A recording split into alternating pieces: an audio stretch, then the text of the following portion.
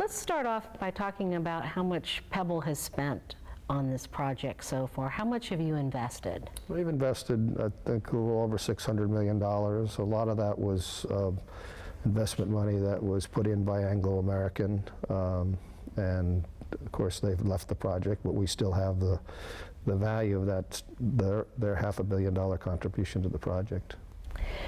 If you could do things over again, would you approach this project differently?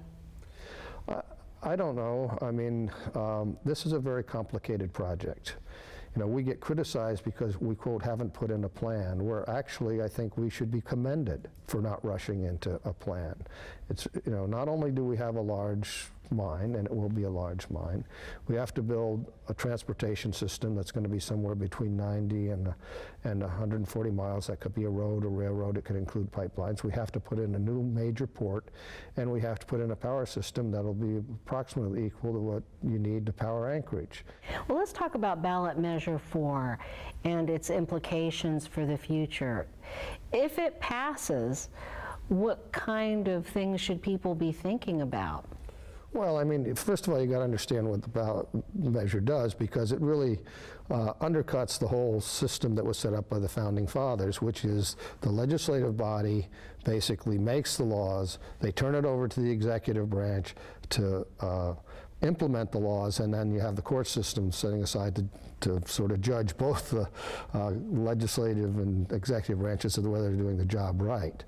But now what this initiative does, it sends us back to the legislature, so it's just a circle, and we believe that that interferes with the separation of powers philosophy that's enshrined in our Constitution, and it also gives us a situation where we basically are never comfortable having a permit, because it goes back to the legislature passes a law saying we don't, you know, they find we're not going to harm the fish, and then we could build a project and voters could come up with an initiative that would say the project has to stop. I mean, it just doesn't make any sense to me the way it's written.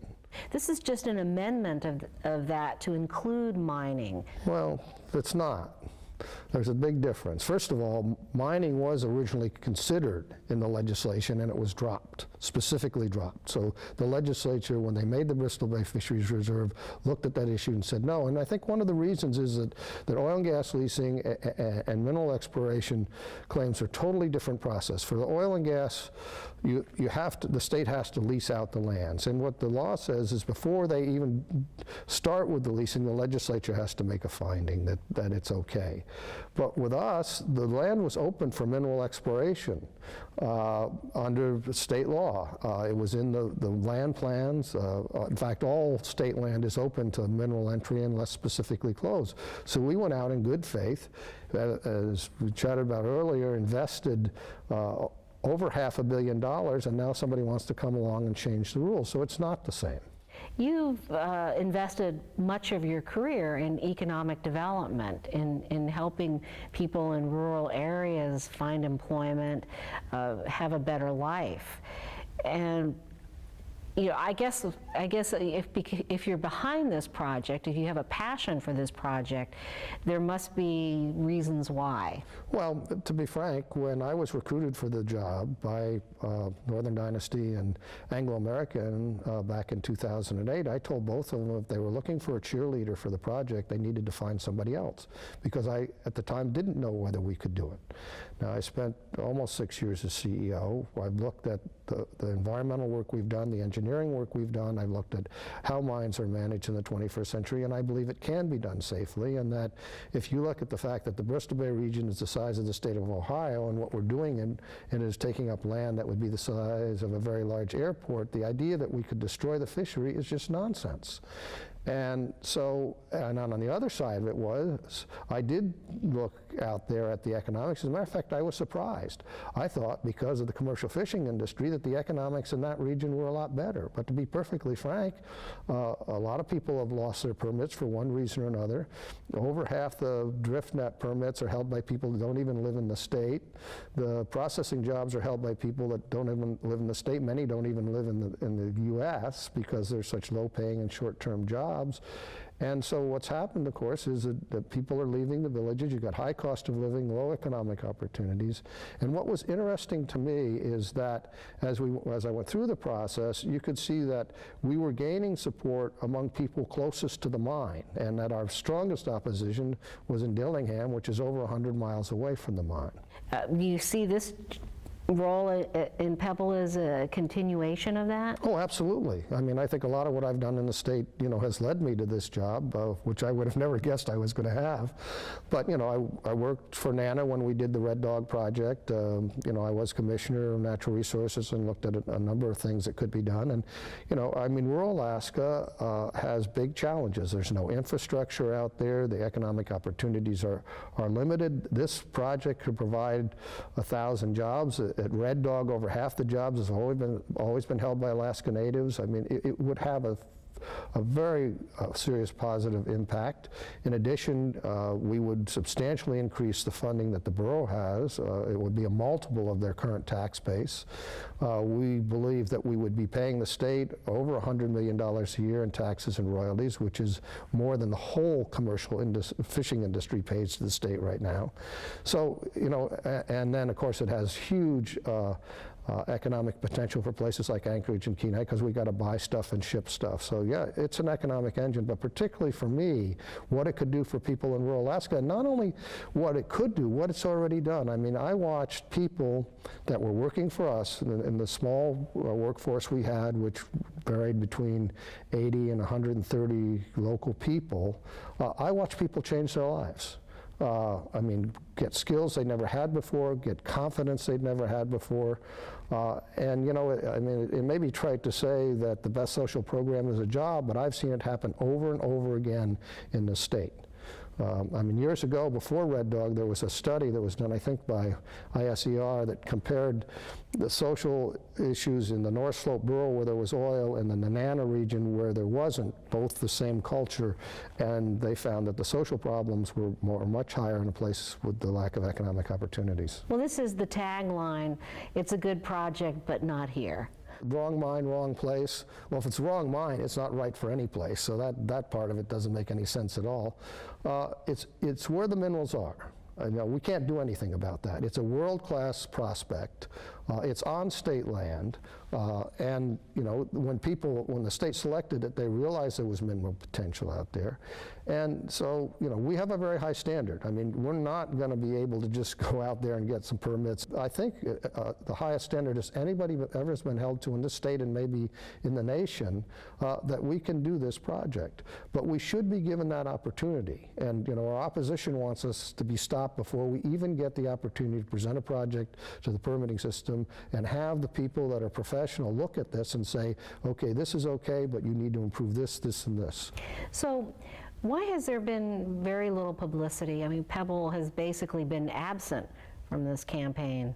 Well, to be frank, once Anglo-American left the project, we don't have the financial capacity that we used to have. And so, to spend, millions of dollars educating people, and that's what it takes in a ballot initiative, is not a high priority for us. We basically believe that this whole thing is unconstitutional and that the courts will fix it later. And we're better off spending our efforts there if it passes, which we hope it doesn't, but if it passes, then that's where we'll spend our efforts. So if it passes, what are the long-term implications? It isn't easy to go through the courts. It's possible, but it's costly and could take a long time to sort out. Well, no, this case is relatively simple because it's not a fact-based case. It's basically an interpretation of the state constitution, and so it's a fairly simple case to argue. I think it can be done. It won't be done overnight because that's not how the courts operate unless they absolutely have to. But I don't think it would take very long to get the court to make a decision one way or the other. And then if the court finds it's constitutional, then, ultimately you have to figure out a way to make it work. Now, maybe in the long run, the legislature comes and says, we really do not want to be in this kind of role. And so in 2 years, they could come and they could repeal it. So what are the long-term implications of these maneuvers, these political battles? Well, we're a project that has a lot of opposition. not only opposition in the state, and opposition nationally, and some opposition internationally. Most big Alaska projects are controversial. We probably are a little bit at the end of the scale.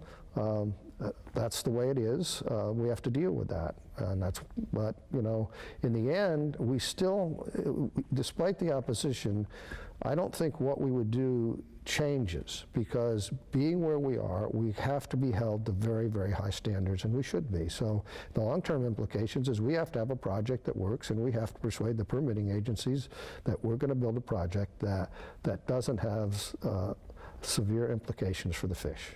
It doesn't look like the political battles over this mine are going to end in the short term, because you not only have this ballot measure, but you have the EPA, the Environmental Protection Agency. I mean, at some point, do you just say, this can't happen, let's just let it go for now? Well, there are various strategies that people could have. I mean, to be perfectly frank, those claims are very valuable. Now, could Northern Dynasty say at some point we just want to step back, do whatever it takes to protect those claims, which they don't want to give up because of their value, and come back later? I don't know. But that's not where we are now. I mean, we're looking for a new partner to come in and help us. We're fighting the EPA in court. We have 2 lawsuits right now about how they handled this. No matter which side you're on, you're facing legal battles. You're looking at long-term ones. How likely is an investor going to want to jump into that? It's sort of like Shell in the Chukchi. I mean, they've spent over $4 billion out there, and they really haven't drilled anything yet. And yet, why are they out there? Because it's a big prize.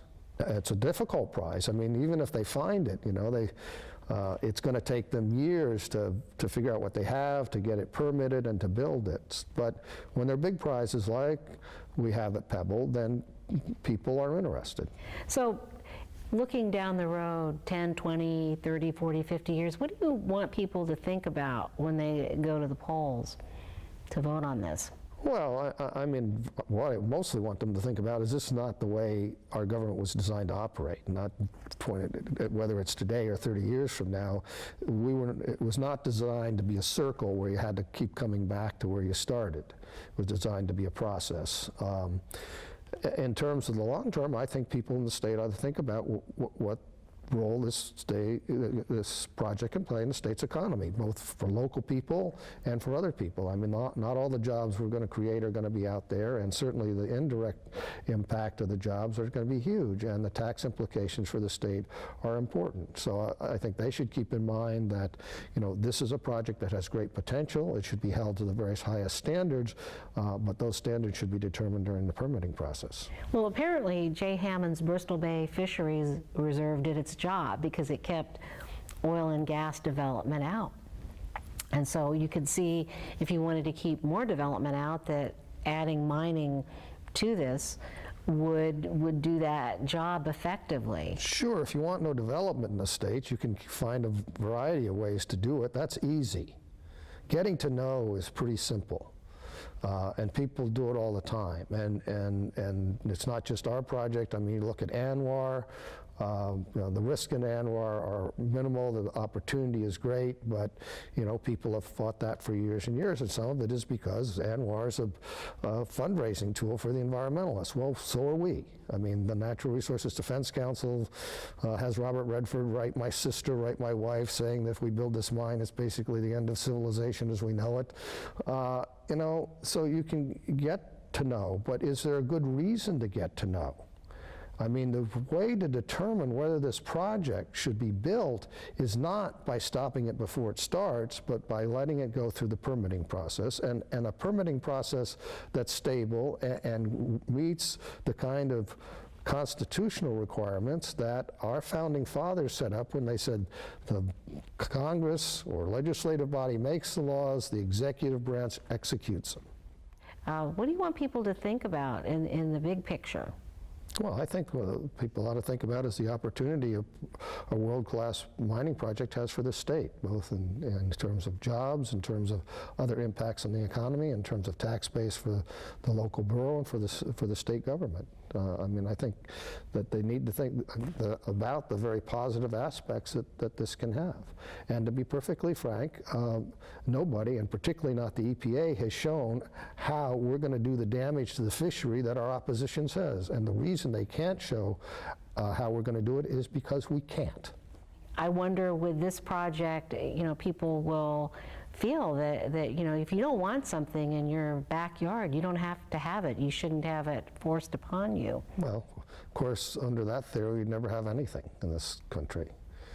I mean, the process in this country is to look at the project, understand the concerns that people have, particularly the people closest to them, try to meet those concerns the best you can, and then see if the project meets the standards that it should. Do you feel like this mine, maybe not now, but down the road is inevitable, that it would happen? I think it will probably happen someday. I mean, I'd say that the odds are very, very high that you don't leave a world-class copper gold project like this in the ground forever. Is it going to happen as something I'm part of? Is it going to be down the road? I can't answer that question, but I think I would be very, very surprised that these minerals stay in the ground.